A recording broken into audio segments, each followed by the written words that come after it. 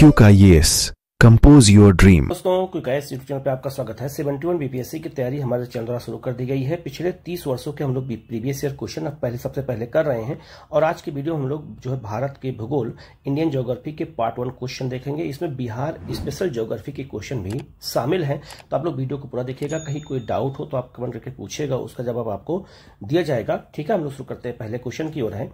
पहला क्वेश्चन है, भारत का क्षेत्रफल संसार के क्षेत्रफल का 2.4% है। ठीक है, अगर पूरे विश्व का अगर देखा जाए क्षेत्रफल तो 100% है, उसमें भारत का हिस्सा कितना है तो 2.4% है।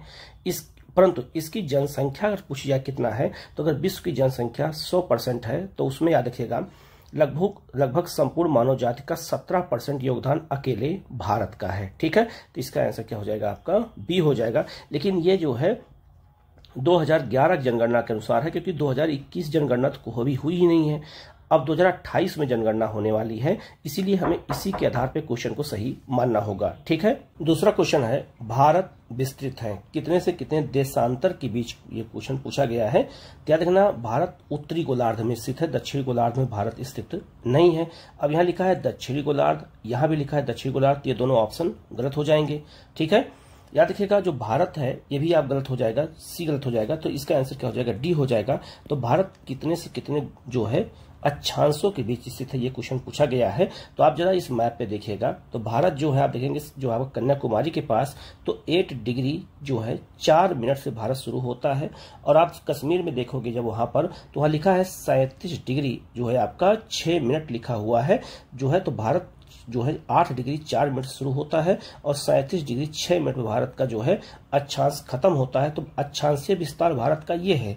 ठीक है, उसी तरह से देशांतरीय विस्तार भारत क्या है, ये भी आप मैप पे देख सकते हैं। तो 68 डिग्री याद रखिएगा 7 मिनट पूर्वी देशांतर से लेकर के, और 97 जो है डिग्री 25 मिनट जो है आपका पूर्वी देशांतर तक स्थित है। तो भारत 2 गोलार्ध में है। अगर हम भारत को अगर मैप के थ्रू देखते हैं, तो अगर हम विषुवत रेखा के हिसाब से देखें तो भारत उत्तरी गोलार्ध में पड़ता है यहाँ पर।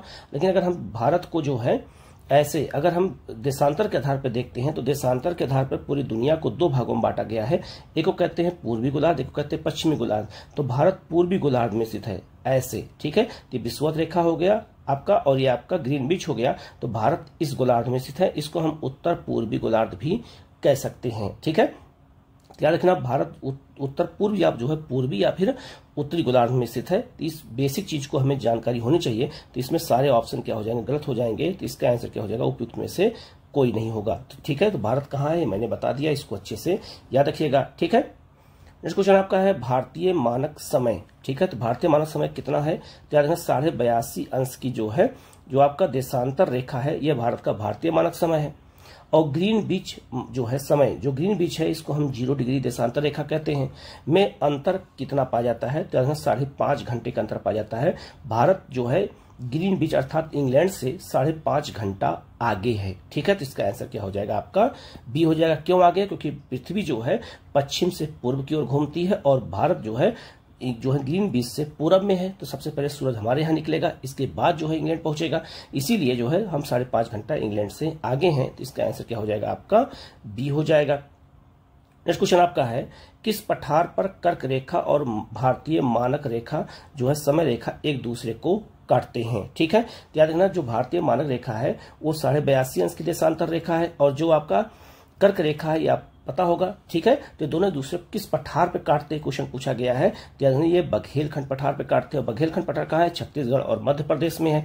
अब जरा आप इस मैप को देखिएगा, तो इसके अलावा ये भी याद रखिएगा कि कर्क रेखा भारत के 8 राज्यों से होकर गुजरती है। लेकिन जो भारतीय मानक रेखा है जो 82.5 अंश की देशांतर रेखा है, ये भारत के 5 राज्यों से गुजरती है। कौन कौन से राज्य है, उत्तर प्रदेश, मध्य प्रदेश, छत्तीसगढ़, आपका उड़ीसा और आंध्र प्रदेश। जरा आप इस मैप पे देखिएगा, और दोनों एक दूसरे को कहाँ काटते हैं, तो याद रखना बघेलखंड पठार पे। अगर शहर कभी पूछ लिया जाए तो आप देख सकते हैं छत्तीसगढ़ के सूरजपुर जिले में एक दूसरे को काटते हैं। तो आज का क्वेश्चन पूछा गया आपसे, पठार पूछा गया है, हो सकता है अगली बार जिला पूछा जाए या राज्य पूछ दिया जाए। तो राज्य अगर पूछा जाएगा तो याद रखिएगा छत्तीसगढ़ होगा, जिला पूछ लिया जाए तो सूरजपुर जिला होगा छत्तीसगढ़ का। आप इस मैप पे देख सकते हैं, ऐसे ही क्वेश्चन एग्जाम में पूछे जाते हैं, इसलिए हमें हर चीज को बहुत अलग अलग एंगल से देखने की जरूरत होती है। तो इसका आंसर क्या हो जाएगा आपका बी हो जाएगा। ठीक है, नेक्स्ट क्वेश्चन आपका है, म्यांमार के साथ भारत के किन राज्यों की सीमाएं लगती हैं? तो ये क्वेश्चन आज म्यांमार से पूछा गया है, आगे जो है नेपाल से भी पूछा जा सकता है, बांग्लादेश से पूछा जा सकता है, अगला जो है पाकिस्तान से पूछा जा सकता है। तो म्यांमार से सीमा भारत किन किन राज्यों को लगती है? अरुणाचल प्रदेश, नागालैंड, मणिपुर और मिजोरम की लगती है। आप इस मैप पे देख करके भी याद कर सकते हैं।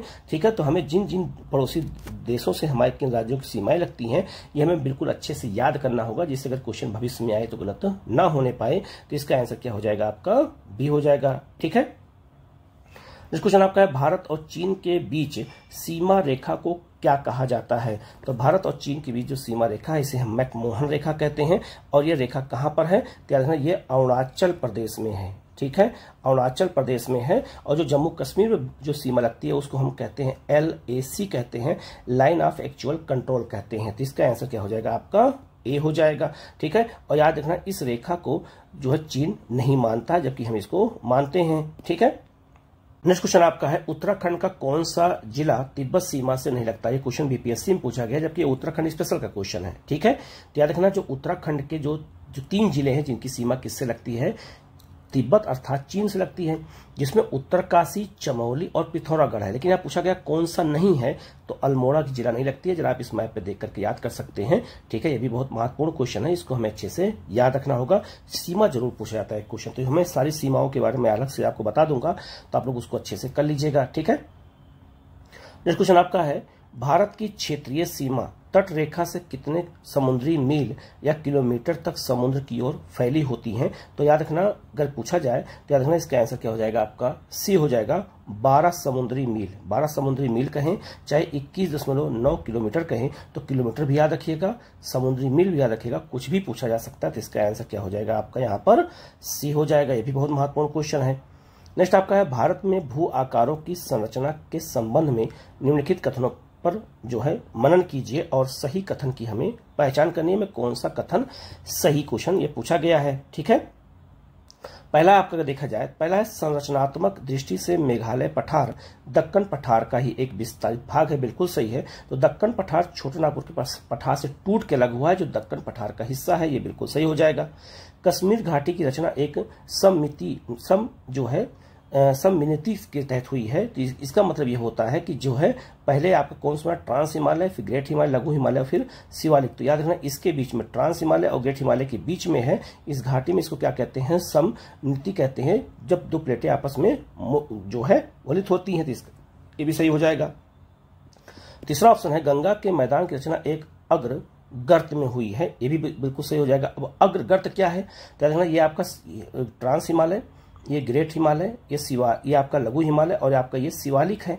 और शिवालिक के बाद प्रायद्वीपीय पठार शुरू होता है। तो बीच में ये गर्त था। तो आगे जब किसी पर्वत के आगे जो है गर्त होता है तो उसको क्या कहते हैं? अग्र गर्त कहा जाता है। इसी में जो है जलोढ़ मिट्टी के भरने से जो है किसका निर्माण हुआ? गंगा के मैदान का निर्माण हुआ है। तो इसमें 1, 2, 3 सही हो जाएगा। चौथा ऑप्शन क्या कहता है?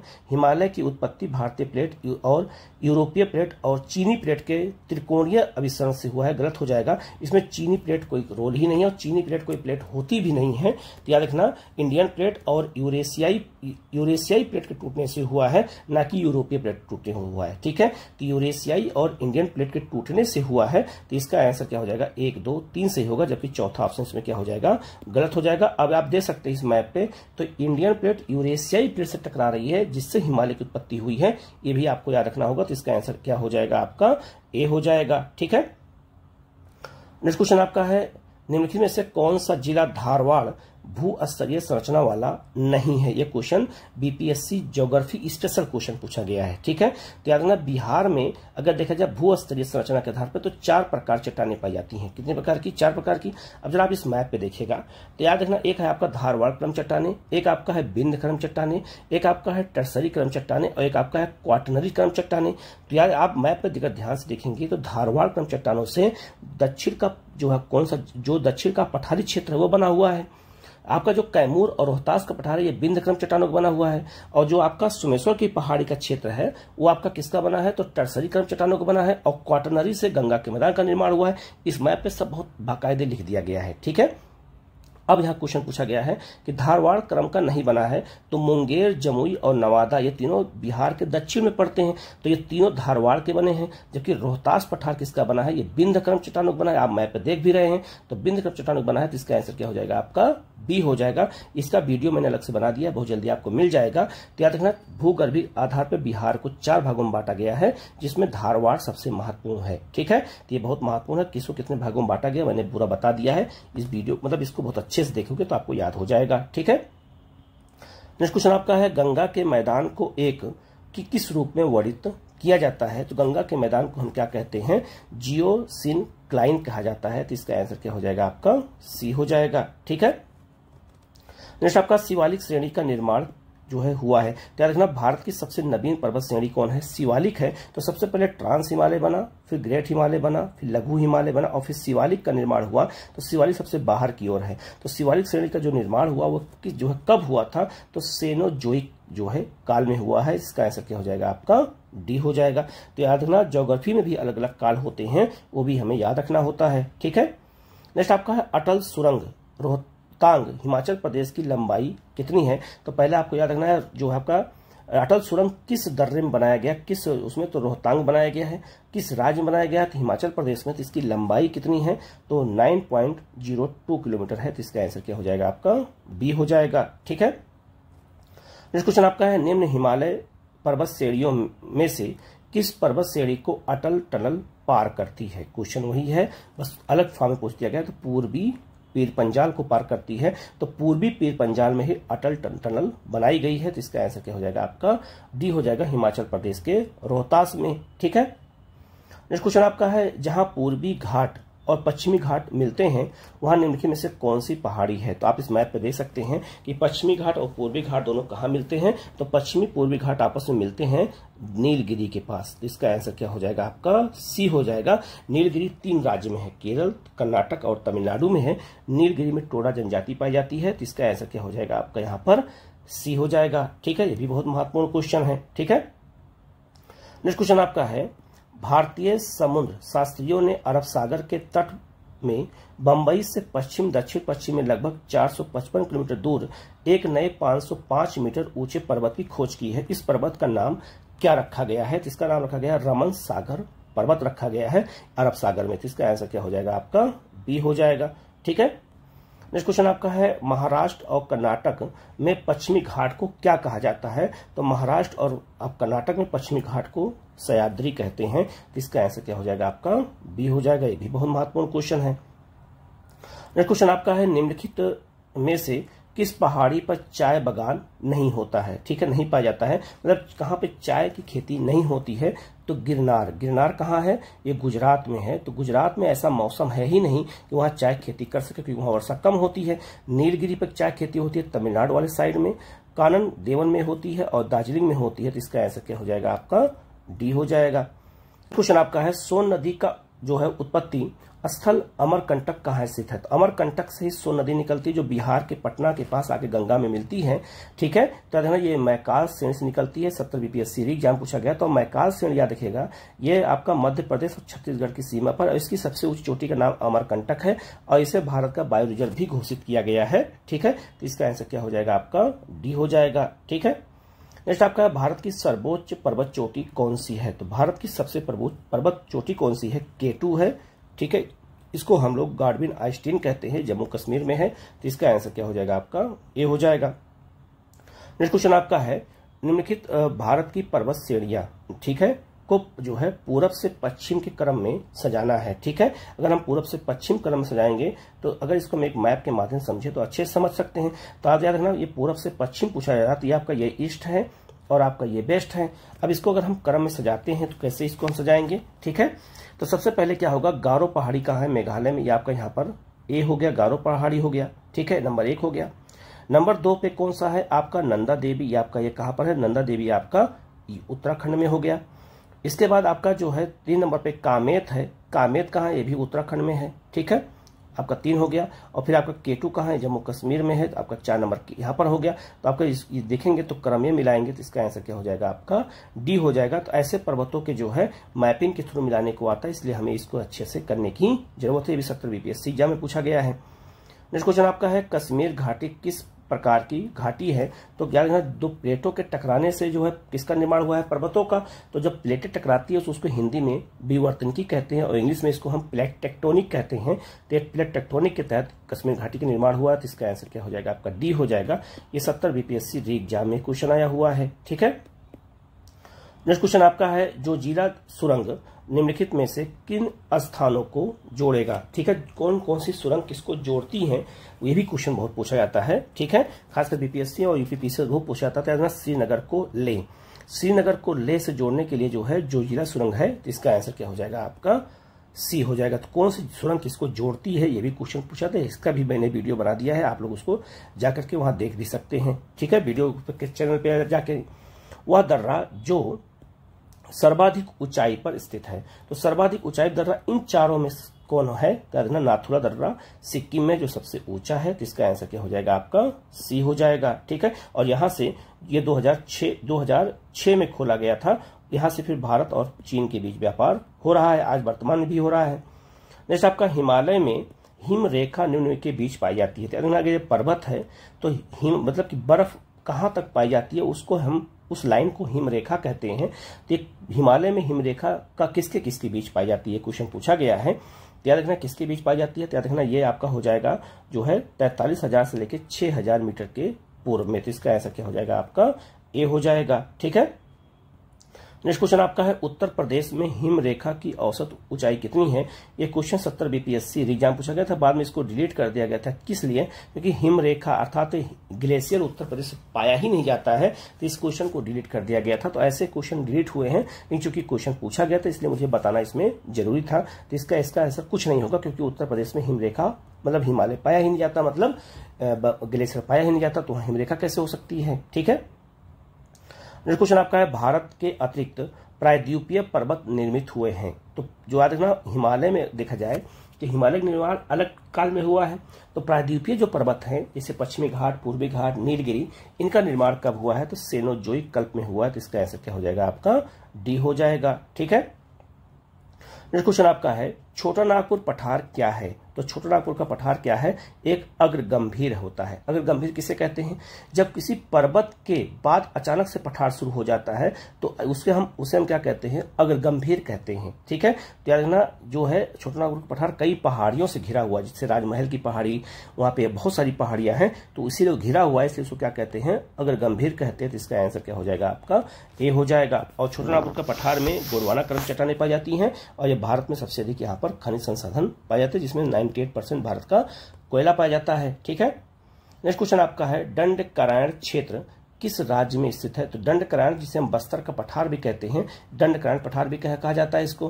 तो कितने राज्य में स्थित है? तो याद रखना इसका सबसे अधिक विस्तार तो छत्तीसगढ़ में है, लेकिन छत्तीसगढ़ के अलावा अगर देखा जाए तो इसका विस्तार उड़ीसा में भी है, इसका विस्तार आंध्र प्रदेश में भी है। तो याद रखना ए, बी और सी तीनों हो जाएगा, अर्थात इसका आंसर ई हो जाएगा। उपयुक्त में से एक से अधिक हो जाएगा, तो इसका आंसर ई हो जाएगा। और दंडकारण्य पठार में बेलाडीला है, बेलाडीला एक पहाड़ी भी है, बेलाडीला एक जो है खान भी है, जहां पर लोहे का उत्पादन किया जाता है। ठीक है, ये इसी पठार में, इसी क्षेत्र में स्थित है, तो इसका आंसर यहाँ पर ई हो जाएगा। ठीक है, नेक्स्ट आपका है बिहार के निम्न हिस्सों में से कौन सा हिस्सा जो है भूतात्विक दृष्टि से अपेक्षाकृत पुराना है? तो बिहार का जो अगर देखा जाए तो सबसे पुराना पूछा जा रहा है कौन सा है? तो खड़गपुर की पहाड़ी है। इसका आंसर क्या हो जाएगा? सी हो जाएगा।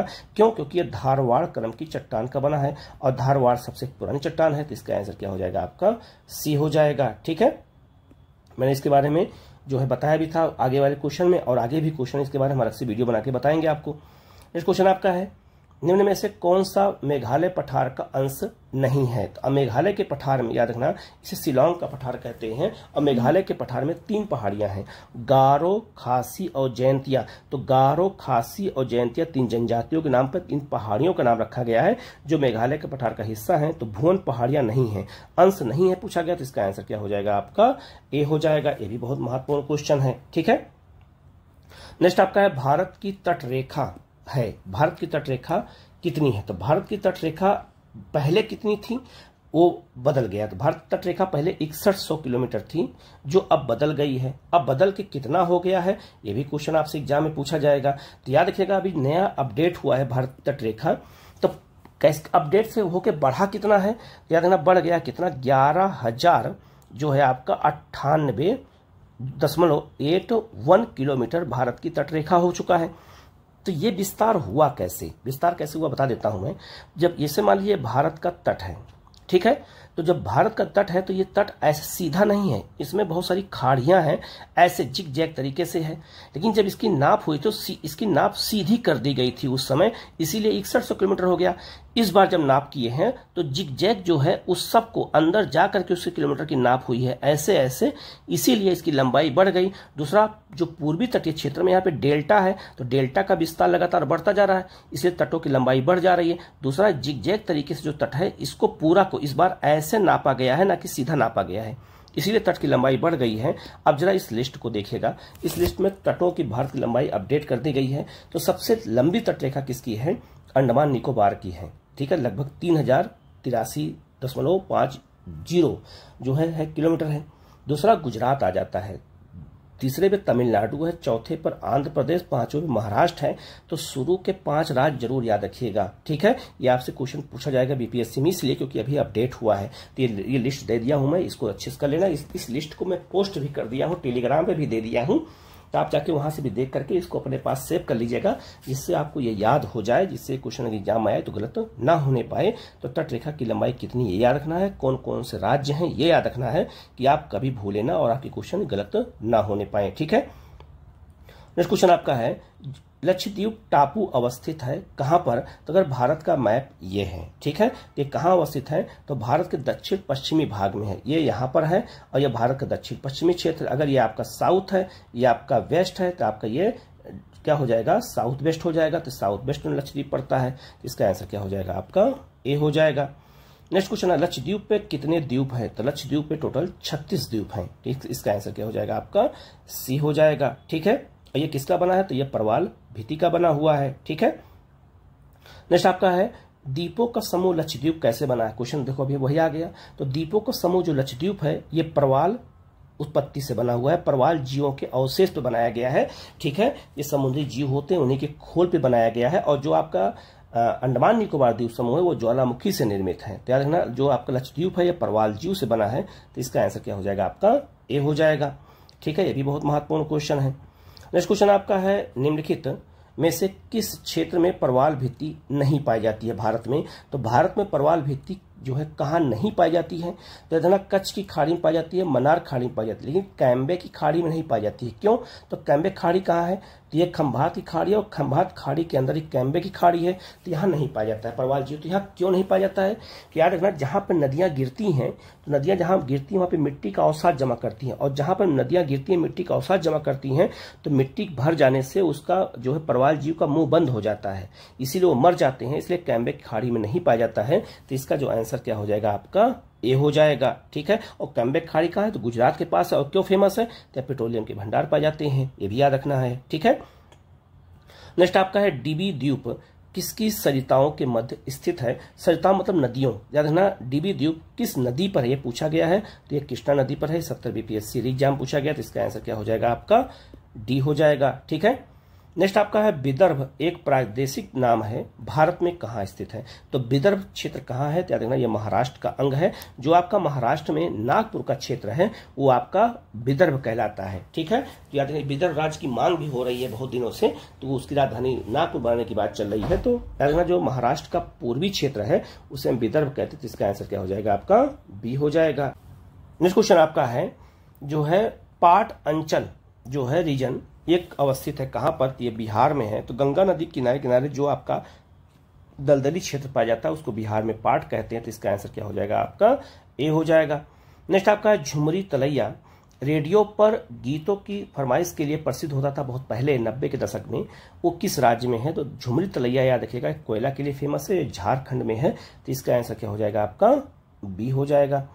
नेक्स्ट आपका क्षेत्रफल के अनुसार निम्नलिखित राज्यों का सही अवरोही क्रम बताना है। अवरोही मतलब कि बढ़ते से घटते क्रम बताना है, ठीक है। इसका जो आंसर क्या हो जाएगा, तो सबसे बड़ा राज्य कौन है इसमें, इन चारों ऑप्शन में मध्य प्रदेश, तो नंबर 3 पहले हो जाएगा। तो नंबर 3 यहाँ भी है, यहाँ भी है। इसके बाद कौन सा होगा, तो उत्तर प्रदेश होगा। फिर इसके बाद कौन होगा, आंध्र प्रदेश होगा, फिर बिहार होगा।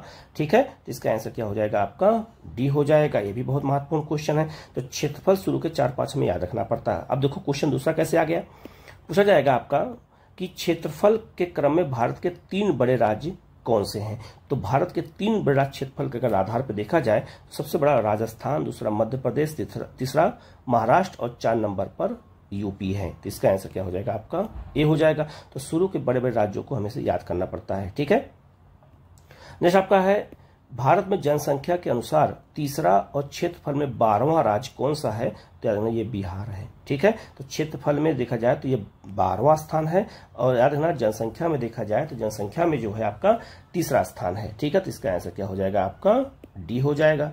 नेक्स्ट क्वेश्चन बहुत महत्वपूर्ण है, लिखा है असम कुल मिलाकर कितने राज्यों केंद्र शासित प्रदेशों से घिरा है। तो केंद्र शासित प्रदेश पूर्वी भारत पाया नहीं जाता, तो गलत हो जाएगा यहाँ पर, मतलब ये इसका कोई मतलब ही नहीं है। कितने राज्यों से घिरा हुआ है, तो याद रखना जो असम राज्य है, याद रखना ये बहुत महत्वपूर्ण क्वेश्चन है। और ये घिरा हुआ है कितने, 7 राज्यों से। 7 राज्य कौन कौन से हैं, तो पहला आपका पश्चिम बंगाल है। ठीक है, पहला कौन सा हो गया, पश्चिम बंगाल हो गया। दूसरा आपका कौन हो गया, नागालैंड हो गया। तीसरा कौन हो गया आपका, मेघालय हो गया। चौथा कौन हो गया आपका, अरुणाचल प्रदेश हो गया। 5वां कौन हो गया, मणिपुर हो गया। 6 नंबर पर त्रिपुरा हो गया और 7 नंबर पर मिजोरम हो गया। तो 7 से घिरा, तो इसका आंसर क्या हो जाएगा आपका, जो है बी हो जाएगा। और आप इस मैप पे देख करके देख सकते हैं कि जो है असम की सीमा किस किस से लग रही है, तो आपको हमेशा के लिए याद हो जाएगा। नेक्स्ट आपका है भौगोलिक क्षेत्रफल की दृष्टि से भारत के निम्न जिलों में से कौन सा जिला सबसे बड़ा है। क्षेत्रफल के आधार पर देखा जाए तो भारत का सबसे बड़ा जिला कौन सा है, तो कच्छ है। ठीक है, इसका आंसर क्या हो जाएगा आपका, बी हो जाएगा। ठीक है, नेक्स्ट आपका गुजरात की राजधानी कौन सी है। तो बहुत महत्वपूर्ण क्वेश्चन नहीं है क्योंकि बहुत सरल है, गांधीनगर है। ठीक है, नेक्स्ट राजस्थान की राजधानी क्या है, ये भी पहले बीपीएससी में पूछा जाता था, जयपुर है। ठीक है, नेक्स्ट आपका उत्तर पूर्वी भारत का स्कॉटलैंड किसे कहा जाता है। तो स्कॉटलैंड में बहुत सारे बादल होते हैं, वहां वर्षा होती है जैसे मेघालय में होती है। तो इसका आंसर क्या हो जाएगा आपका यहाँ पर, तो ये याद रखना, इसका आंसर हो जाएगा आपका डी हो जाएगा। तो मेघालय को भारत का स्कॉटलैंड कहते हैं। ठीक है, ये भी बहुत महत्वपूर्ण क्वेश्चन, ऐसे क्वेश्चन भी आते हैं।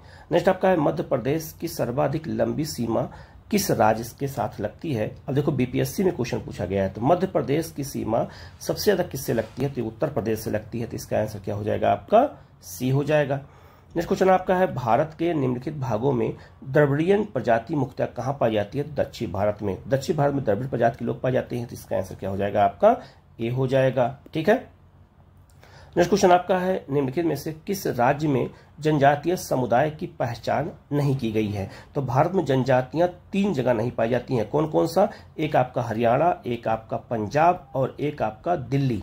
यहाँ पे जनजाति नहीं पाई जाती है। तो इसका आंसर क्या हो जाएगा आपका, सी हो जाएगा।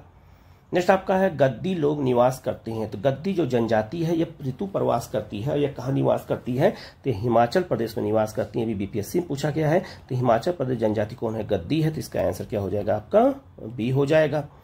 नेक्स्ट आपका बोडो निवासी हैं। बोडो जनजाति कहाँ पाई जाती है, तो याद रखना बोडो जनजाति ये अगर देखा जाए तो ये पाई जाती है कहाँ पर, गारो पहाड़ी के पास, जो सीमा असम से लगती है। तो ये मूल रूप से असम की जनजातियां हैं जो गारो पहाड़ी से लगी होती हैं। तो इसका आंसर क्या हो जाएगा आपका, ए हो जाएगा।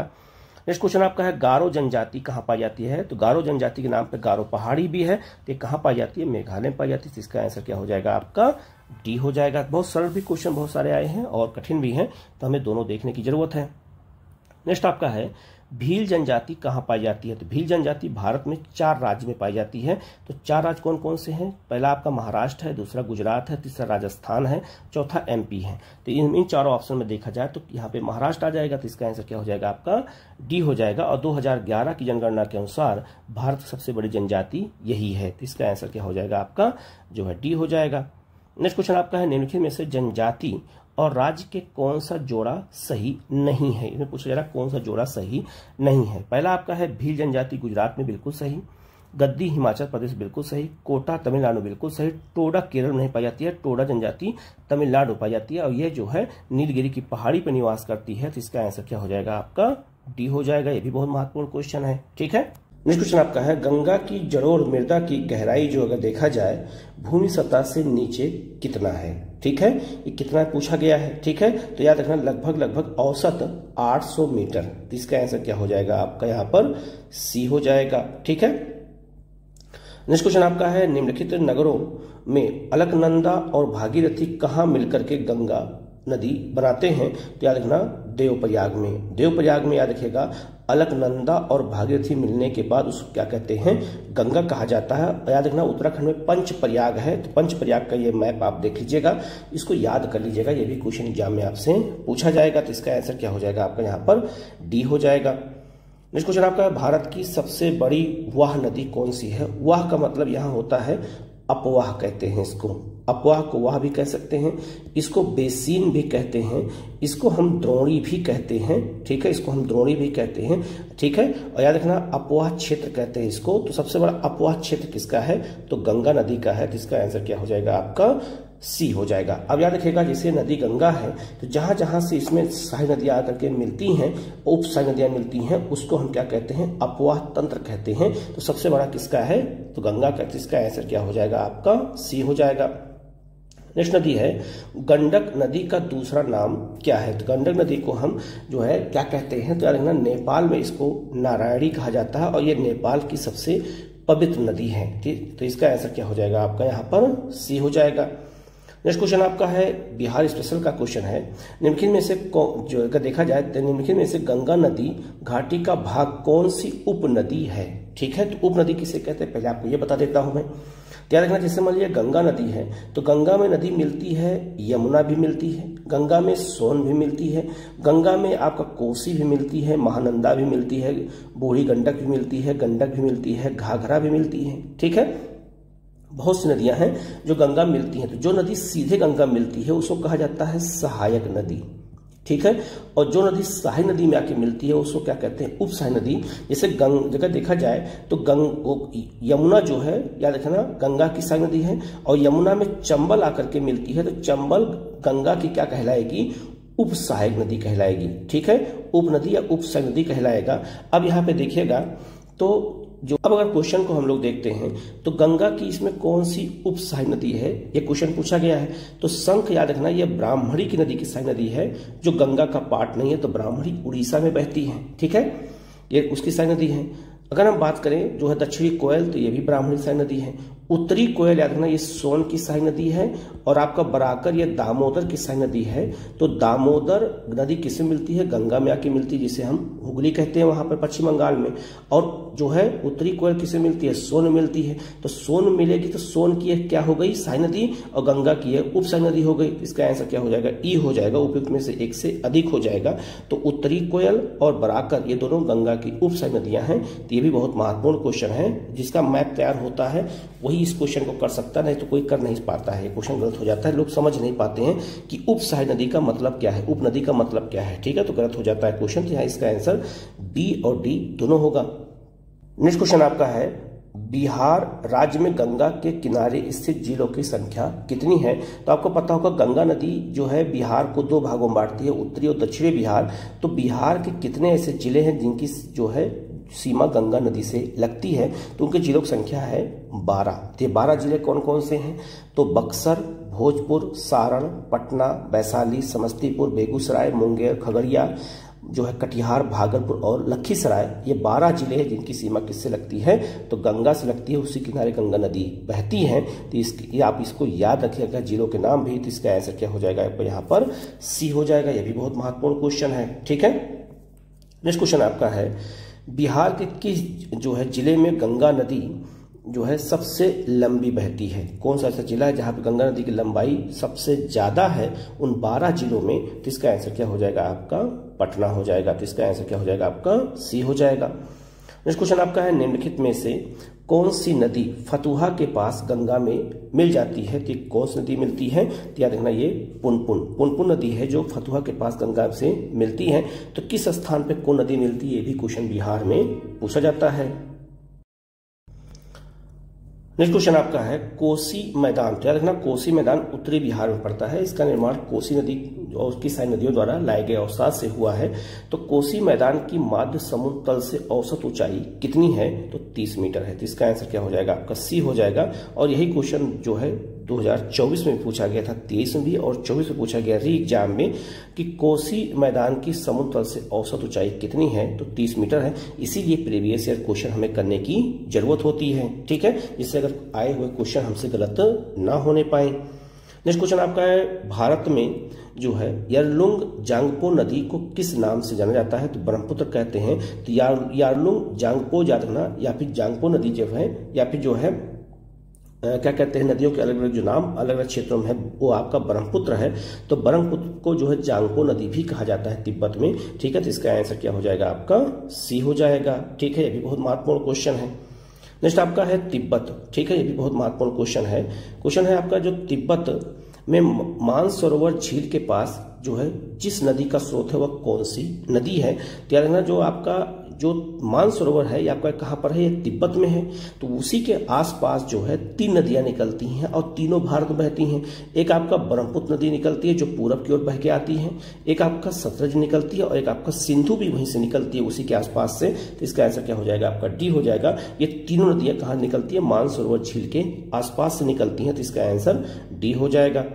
नेक्स्ट क्वेश्चन आपका है, मानस नदी किस नदी की उपनदी है, ये क्वेश्चन पूछा गया है। तो याद रखना ये किसकी सहायक नदी है, तो याद रखना ये आपका हो जाएगा ब्रह्मपुत्र की है। तो इसका आंसर क्या हो जाएगा आपका, डी हो जाएगा, ठीक है। नेक्स्ट क्वेश्चन आपका है, कौन सी नदी रिफ्ट घाटी या अंशद्रोणी से होकर के बहती है। तो रिफ्ट घाटी उसे कहते हैं जब 2 पहाड़ों के बीच में जो घाटी बन जाती है उसको हम रिफ्ट घाटी कहते हैं। तो इसमें कौन सी नदी बहती है, तो याद रखना इसमें जो है नर्मदा बहती है, इसके अलावा इसमें तापी नदी बहती है, इसके अलावा दामोदर नदी भी रिफ्ट घाटी में बहती है, ठीक है। तो यहाँ इसका ऑप्शन क्या हो जाएगा आपका, ए हो जाएगा, जो रिफ्ट घाटी में बहती है। और याद रखना एक तरफ विंध्य पर्वत, एक तरफ सतपुड़ा पर्वत और बीच में नदी कौन सी है, नर्मदा बहती है। तो इसका आंसर ए हो जाएगा। ये भी बहुत महत्वपूर्ण क्वेश्चन है।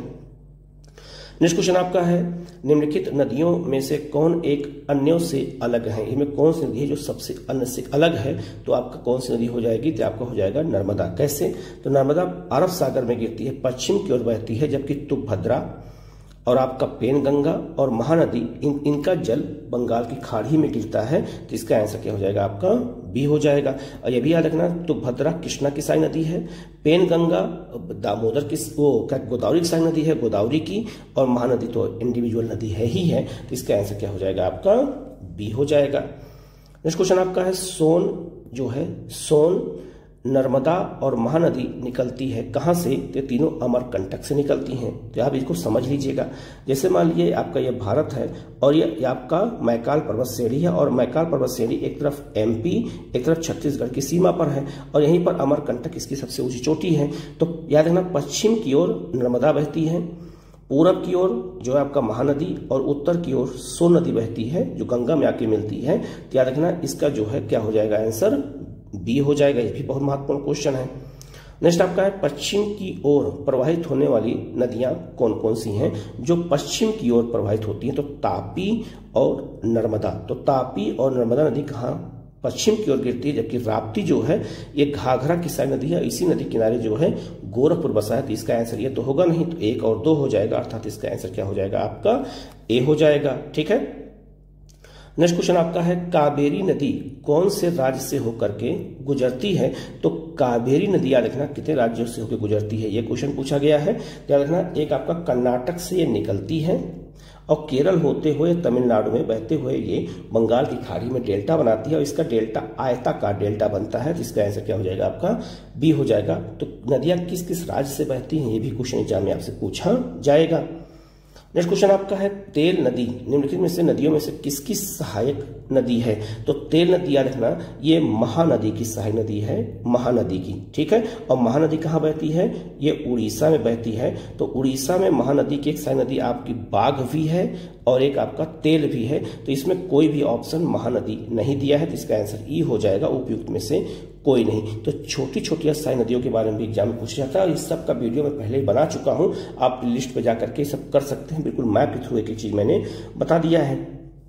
नेक्स्ट क्वेश्चन आपका है, स्वर्णरेखा नदी निम्नलिखित में से किस गांव के पास से निकलती है। तो झारखंड में किस गांव के पास से निकलती है, ये भी क्वेश्चन पूछा गया है।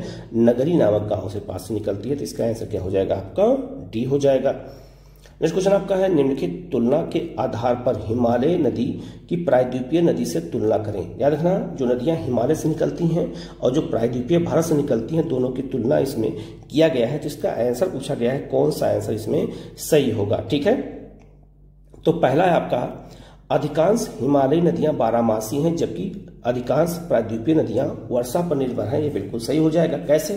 तो जो हिमालय नदियां निकलती हैं वो 12 महीना उसमें जल रहता है, और जो नदियां हिमालय से निकलती हैं उसमें जल के जो होते हैं दो स्रोत होते हैं, एक आपका बर्फ के पिघलने से, एक आपका वर्षा होने से। इसीलिए यहाँ की नदियों में हमेशा पानी रहता है, बस केवल पानी का उतार चढ़ाव कम होता है।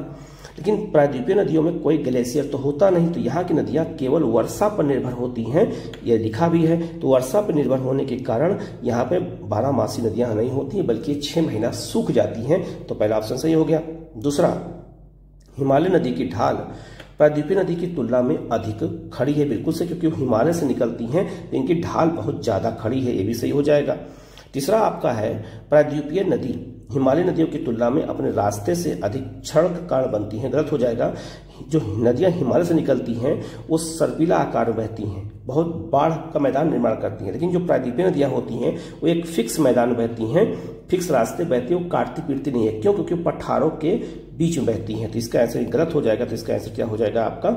1 और 2 हो जाएगा। तो ऐसे भी क्वेश्चन एग्जाम में पूछे जाते हैं बीपीएससी में, इसलिए हमें ऐसे क्वेश्चन को बहुत अच्छे से करने की जरूरत है।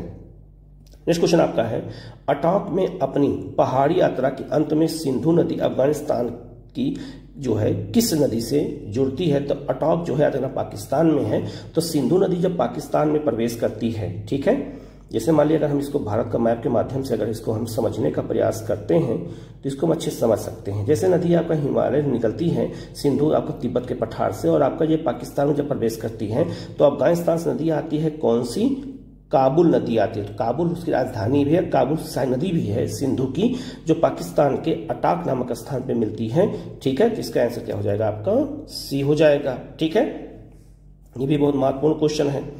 नेक्स्ट आपका है, भारत में चंद्रा और भागा नदियां किस क्षेत्र में बहती हैं? तो चंद्रा और भागा के नदी से मिलने से नदी बनती है चिनाब नदी, और ये कहाँ बहती है? तो याद रखना, ये लाहौल में बहती है। लाहौल हिमाचल प्रदेश में है और लाहौर पाकिस्तान में है। तो लाहौल अलग चीज है और लाहौर अलग है, आप कंफ्यूज मत होइएगा। तो लाहौल याद रखना, ये आपका हिमाचल प्रदेश में, यहाँ लोग घूमने भी जाते हैं, तो चंद्रा भागा नदियां वहीं बहती है। तो इसका आंसर क्या हो जाएगा आपका? सी हो जाएगा। ये भी बहुत महत्वपूर्ण क्वेश्चन है। नेक्स्ट क्वेश्चन आपका है, निम्नलिखित में से कौन सी नदियां बंगाल की खाड़ी में गिरती हैं? इनमें कौन सी नदी है जो बंगाल की खाड़ी में गिरती है? तो याद रखना, इसका जो आंसर क्या हो जाएगा आपका? पहला आपका है गंगा, बिल्कुल सही। ब्रह्मपुत्रा, बिल्कुल सही। गोदावरी, बिल्कुल सही। महानदी, बिल्कुल सही। कृष्णा, बिल्कुल सही। और कावेरी, बिल्कुल सही। जबकि लूनी, नर्मदा और आपके तापी ये अरब सागर में गिरती हैं। तो इसका आंसर 1 और 2 हो जाएगा, अर्थात इसका आंसर डी हो जाएगा, 1 और 2। ऐसे भी क्वेश्चन एग्जाम में नदियों से पूछे गए हैं। ठीक है, नेक्स्ट क्वेश्चन आपका है, दामोदर, कोयल और स्वर्णरेखा नदियां निम्नलिखित में से किससे निकलती हैं? तो दामोदर, कोयल और स्वर्णरेखा नदियां ये तीनों कहां से निकलती हैं? ये बहुत महत्वपूर्ण क्वेश्चन है। छोटा नागपुर के पठार से नदी। अब आपसे केवल 3 नदियों के बारे में पूछा गया, तो भविष्य में और नदियों के बारे में पूछा जा सकता है। तो जरा इस लिस्ट को देख लीजिएगा, इस मैप को देख लीजिएगा। तो मैंने मैप पे बता दिया है कि जो है आप देख लीजिएगा कि छोटा नागपुर के पठार से कौन कौन नदी निकलती है, चारों दिशाओं नदी निकलती है। तो कौन कौन नदी निकलती है आप इस मैप पे देख करके याद कर सकते थे। यहाँ आपको 3 नदी पूछा गया है, भविष्य में और नदियां भी पूछा जा सकता है। तो इसका आंसर सी हो जाएगा। ठीक है, नेक्स्ट क्वेश्चन आपका है, दामोदर नदी निकलती है कहां से? तो जो दामोदर नदी है ये कहां से निकलती है? छोटा नागपुर के पठार से। तो इसका आंसर क्या हो जाएगा आपका? बी हो जाएगा। नेक्स्ट आपका, भारत में निम्नलिखित में से कौन सी नदी घाटी कोयले के भंडारों से समृद्ध है? ध्यान रखना, जो कोयला भंडार कहाँ पाया जाता है? तो महानदी घाटी में पाया जाता है, दामोदर घाटी में पाया जाता है और सोन घाटी में पाया जाता है। तीनों घाटियों में कोयला पाया जाता है और सबसे ज्यादा दामोदर घाटी में पाया जाता है। तो इसका आंसर क्या हो जाएगा आपका? डी हो जाएगा, उपयुक्त में से 1 से अधिक। तो इन घाटियों में जो है कोयला पाया जाता है। नेक्स्ट क्वेश्चन आपका है, निम्नलिखित में से कौन भूमि बंधित नदी है? भूमि बंधित नदी मतलब ये हो गया, ऐसी कौन नदी है जो अपना जल अरब सागर में ना गिरा करके या बंगाल खाड़ी में ना गिरा करके बीच में ही लुप्त हो जाती है? नदी है लूनी, जो राजस्थान में बहती है। ये जो है सागर में इसका जल नहीं पहुंच पाता है, वो जाके कच्छ के रण में जो है लुप्त हो जाता है। तो इसका आंसर क्या हो जाएगा आपका? सी हो जाएगा। ठीक है। नेक्स्ट आपका, बिहार का शोक किस नदी को कहा जाता है? कई बार एक क्वेश्चन आया है, कोसी को कहा जाता है। इसका आंसर सी हो जाएगा। ठीक है।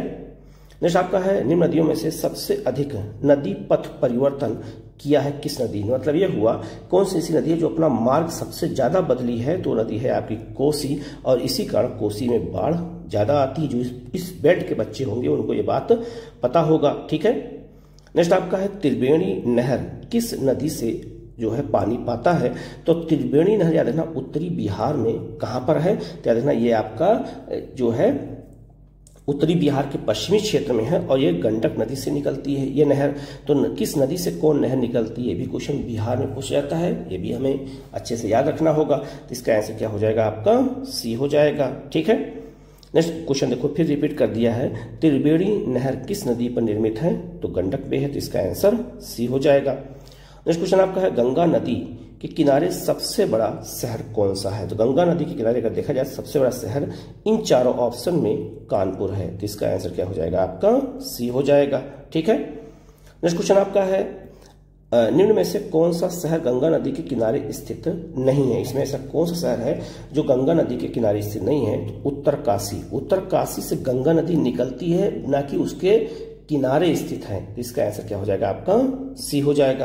ये भी बहुत महत्वपूर्ण क्वेश्चन है। ठीक है। नेक्स्ट क्वेश्चन आपका है, कश्मीर में पहलगाम किस नदी के किनारे स्थित है? तो पहलगाम बहुत चर्चा में रहा, क्योंकि वहां आतंकवादी जो है हमला हुआ, निर्दोष लोग मारे गए थे। तो किस नदी किनारे है? तो ये आपका जो है लिद्दर नदी किनारे है। तो इसका आंसर क्या हो जाएगा आपका? सी हो जाएगा। हो सकता है क्वेश्चन दोबारा रिपीट कर दे। ठीक है।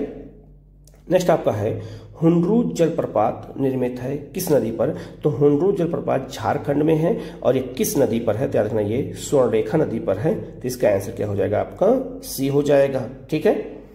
नेक्स्ट आपका है, किस नदी पर शिव समुद्रम जलप्रपात अवस्थित है? तो शिव समुद्रम जलप्रपात कर्नाटक में है, और याद रखना ये कावेरी नदी पर स्थित है। ठीक है। तो कावेरी नदी पर, और याद रखना यहीं पर सबसे पहली बार भारत में जल विद्युत जो है का निर्माण किया गया था। तो ये आपका कर्नाटक में है और कावेरी नदी पर है। तो इसका आंसर क्या हो जाएगा आपका?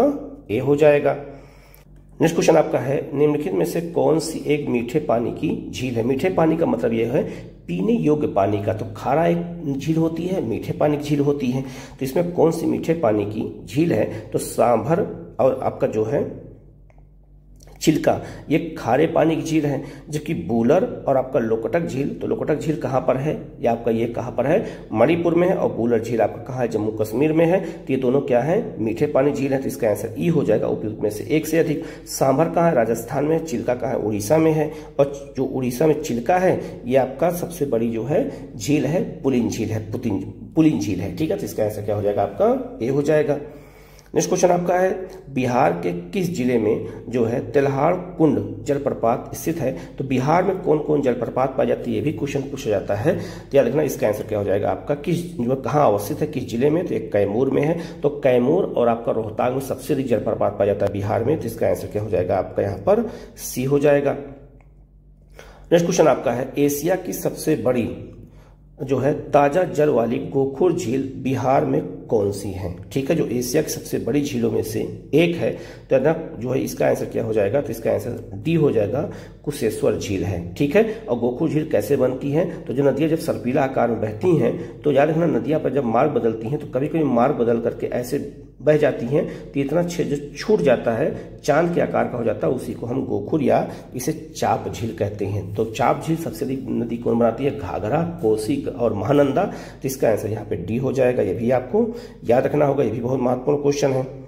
नेक्स्ट क्वेश्चन आपका है, निम्नलिखित में से कौन सा एक सबसे सूखा स्थान है? सूखा मतलब यह हो गया जहां सबसे कम वर्षा होती है। तो आपका ये हो जाएगा कौन सा? तो आपका हो जाएगा लेह हो जाएगा, क्योंकि लेह में याद रखना जैसलमेर से कम वर्षा होती है। यहाँ पे 7 से 8 सेंटीमीटर ही वर्षा होती है, जबकि आपका जैसलमेर राजस्थान में 10 सेंटीमीटर वर्षा होती है। सबसे सूखा भारत का यही है, अर्थात इसका आंसर क्या हो जाएगा आपका? सी हो जाएगा। नेक्स्ट आपका है भारतीय मानसून मौसमी विस्थापन से इंगित है, इसका कारण क्या है? तो इसका कारण है स्थल और समुद्र का विभेदी तापमान। स्थल का तापमान जल्दी गर्म होता है, जल्दी ठंडा होता है, सागर देर से गर्म होता है, देर से ठंडा होता है, इसीलिए हमारा मौसम जो है विस्थापन इसका अलग है, इसीलिए इसका भी विशेषता है। तो इसका आंसर क्या हो जाएगा आपका यहाँ पर? तो इसकी जो है ए हो जाएगा। ठीक है, ये भी बहुत महत्वपूर्ण क्वेश्चन है। नेक्स्ट आपका है अमृतसर शिमला लगभग एक ही अक्षांश पर स्थित है, परंतु उनकी जलवायु में भिन्नता का कारण क्या है? ठीक है, याद रखना, जैसे अगर मान लीजिए हम भारत का मैप बनाते हैं ये, ठीक है, और आपका जो है शिमला कहाँ पर है? तो याद रखना जो शिमला है आपका जो है ये हिमाचल प्रदेश में है, और अमृतसर भी आपका कहाँ पर है? ये आपका पंजाब में है। तो लोग दोनों लगभग एक ही अक्षांश पर स्थित हैं। ठीक है, एक ही अक्षांश पर है लगभग, लेकिन दोनों की जलवायु में भिन्नता क्यों पाया जाता है? क्योंकि ये मैदान में पड़ता है, तो मैदान में गर्मी ज्यादा पड़ती है, और ये आपका ये शिमला पर्वत पे पड़ता है, तो पर्वत पे जैसे जैसे ऊपर जाते हैं वहां पे ठंडा हो जाता है, तो इसलिए यहाँ पे पर्वत पर ऊंचा होने का यहाँ ठंडा ज्यादा पा जाता है, और ये अमृतसर मैदान में इसलिए गर्मी यहाँ पा जाती है, इसीलिए दोनों की जलवायु में अंतर है। तो इसका आंसर क्या हो जाएगा? तो ये बहुत महत्वपूर्ण है। तो ये पूछा गया इसमें अंतर कौन सा होगा? तो उसकी ऊंचाई में भिन्नता के कारण, क्योंकि शिमला की ऊंचाई ज्यादा है, इसकी ऊंचाई कम है, तो इसका आंसर क्या हो जाएगा आपका? ए हो जाएगा। ठीक है, नेक्स्ट क्वेश्चन आपका है राजस्थान में बहुत कम वर्षा होती है क्योंकि? यहाँ अधिक मतलब यहाँ सबसे कम वर्षा क्यों होती है? क्योंकि हवाएं किसी प्रकार की बाधाओं को पार नहीं करती हैं, जिसके कारण ठंडा होने के लिए आवश्यक ऊंचाई नहीं प्राप्त होती है। कैसे? अब इसको हम समझा देते हैं, तो मैप के माध्यम से समझाएंगे तो आपको बहुत अच्छे समझ में आ जाएगा। तो याद रखिएगा, मैप के माध्यम से देख लेते हैं राजस्थान में अधिक सबसे कम वर्षा क्यों होती है। तो आपका इंडिया का मैप है, और यहाँ पे अरावली की पहाड़ी और ये पूरा राजस्थान है। तो जब भारतीय मानसून दक्षिण पश्चिम मानसून आता है, तो या नीलगिरी की पहाड़ी से टकरा करके और ये दो भागों में बढ़ जाता है। इस शाखा को हम अरब सागर की शाखा कहते हैं, और इसको हम बंगाल की खाड़ी की शाखा कहते हैं। तो अरब सागर की शाखा जब यहाँ से चलती है, तो ये अरब सागर की शाखा जैसे ही राजस्थान पहुंचती है, तो यहाँ कोई पर्वत नहीं है जिसको रोक सके, तो अरावली के समानांतर ये मानसून निकल जाता है, और निकल करके ये जो है जाके सीधे हिमालय से टकराता है, जिससे पंजाब और हरियाणा में कुछ वर्षा हो जाती है, चंडीगढ़ में। ठीक है, तो याद रखना, अगर यही अरावली पहाड़ी ऐसे ना हो करके ऐसे होती तो यहाँ वर्षा ज्यादा होती, तो यहाँ पर रेगिस्तान नहीं होता, तो उसकी अपेक्षा आपका पंजाब हरियाणा में वर्षा कम होती, तो यहाँ रेगिस्तान बन सकता। तो याद रखना, पर्वतीय वर्षा इसी को कहते हैं जब कोई मानसून पर्वत से टकरा करके वर्षा करता है। तो यहाँ पे याद रखना, इसीलिए वर्षा नहीं होती, और राजस्थान में क्या बन जाता है? तो राजस्थान में मरुस्थल बन गया, इसीलिए। तो इसका आंसर क्या हो जाएगा आपका? डी हो जाएगा। तो ज्योग्राफी, इंडियन ज्योग्राफी के पार्ट 1 में हमने 100 क्वेश्चन को कर लिया है। अगला जो वीडियो आएगा उसमें भी हम लोग करेंगे, तो पूरे 2 वीडियो में हम लोग इंडियन ज्योग्राफी को कंप्लीट कर देंगे, फिर हम लोग वर्ल्ड ज्योग्राफी की बात करेंगे। तो आप लोग जो वीडियो को पूरा देखिएगा, कहीं कोई डाउट हो तो आप जो है उसको कमेंट करके पूछिएगा, उसका जवाब आपको दिया जाएगा। आप लोग चैनल को जरूर सब्सक्राइब कर लीजिएगा, बेल आइकन को प्रेस कर लीजिएगा, जिससे इस तरह क्लास आपको लगातार मिलती रहे। Okay, thank you.